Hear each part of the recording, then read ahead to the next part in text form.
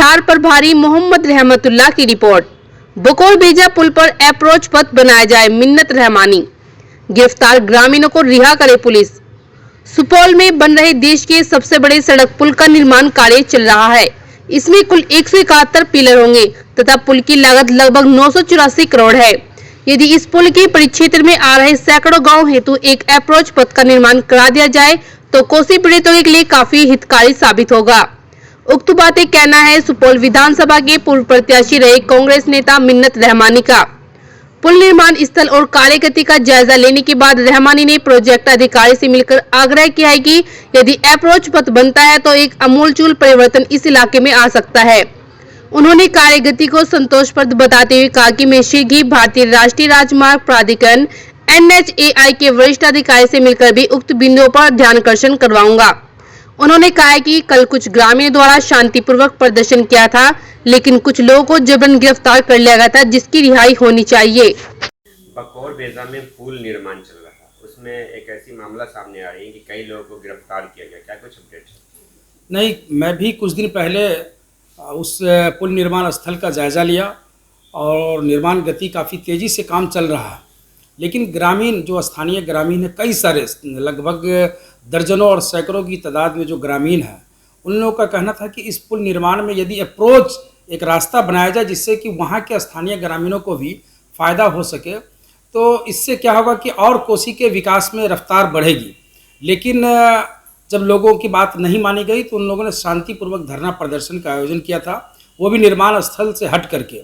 हमारे पास भी खबर आई थी, कई सैकड़ों की तादाद में जो है कई पंचायत के ग्रामीणों ने वहाँ धरना दिया था, शांतिपूर्वक तरीके से चला था। लेकिन हमारे पास खबर आई है कि हमारे ग्रामीणों को, जो पंचायत के वासी हैं, उन लोगों को गिरफ्तार किया गया है, जिसमें कई सारे पार्टियों के भी जो है, खास करके सुना है कि सत्तारूढ़ दल के भी कई नेताओं को गिरफ्तार किया गया है। हम प्रशासन से मांग करते हैं कि ये मांग जायज़ है, उनकी मांगें पूरी होनी चाहिए और इसके लिए जो एक तरीका है उस तरीके के तहत NHAI की अथॉरिटी से भी हमारी भी बात हो रही है। लेकिन जिन लोगों को गिरफ्तार किया गया है, हम चाहते हैं कि उनकी गिरफ्तारी फ़ौरन रोकी जाए और उनको वापस किया जाए। थाने में शायद उनको रोका गया है, उनको रिलीज़ किया जाए।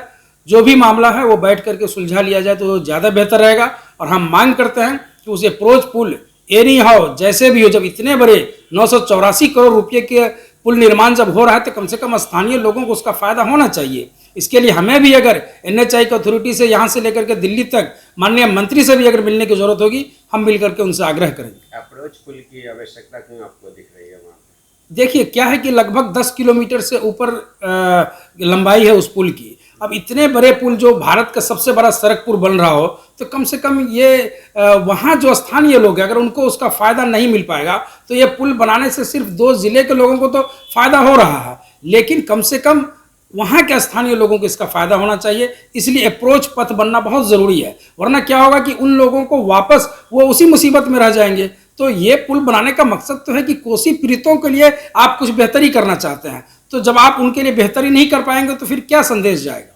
ये अप्रोच जिसकी बात आप कर रहे हैं, यदि ये बनता तो कितने लोगों को लाभ मिलेगा? निश्चित तौर पे हजारों नहीं बल्कि लाखों लोग जो कोसी पीड़ित है उनको फायदा होगा।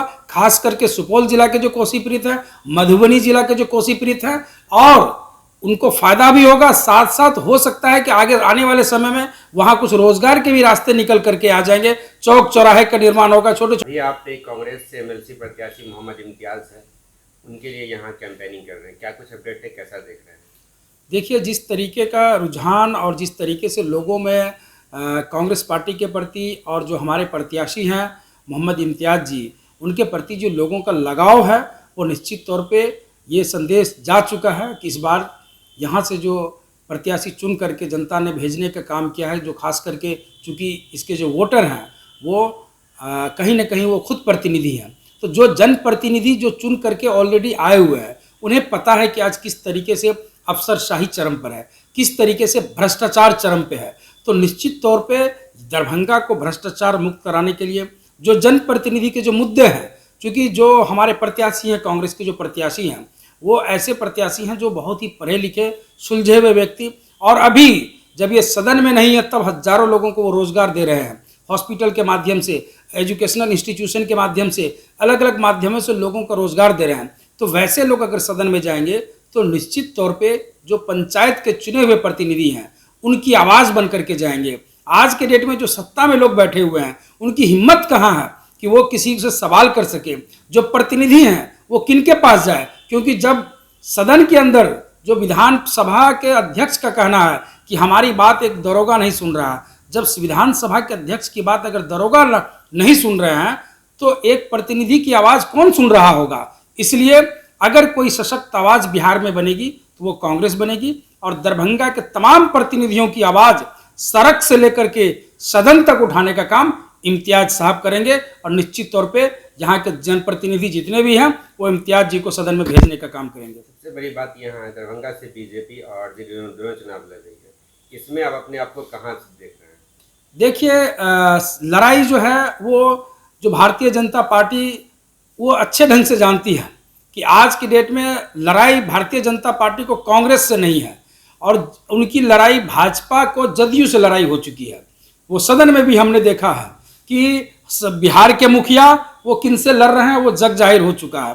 तो लड़ाई यहाँ भाजपा और जदयू आपस में लड़ रही है, हमारी लड़ाई नहीं है। हम तो जनप्रतिनिधि हमें चुन करके सदन में भेजने का मन बना लिया है, बाकी भाजपा और जदयू आपस में लड़ रही है, हमें उस पर कुछ नहीं प्रतिक्रिया देनी है। एक बात यह है, आप लोग लगातार कहते हैं कि ईवीएम से चुनाव होता है तो कहीं ना कहीं आप लोगों का आरोप रहता है, लेकिन इस बार तो बैलेट से एमएलसी चुनाव होती है, तो फिर नहीं, देखिए, हमने कभी किसी भी तरीके का कोई ऐसा कांग्रेस पार्टी ने कभी आरोप नहीं लगाया है, लेकिन हम चाहते हैं कि जो पोस्ट इलेक्शन जो वीडियो वायरल होती है उसकी जांच निष्पक्ष होनी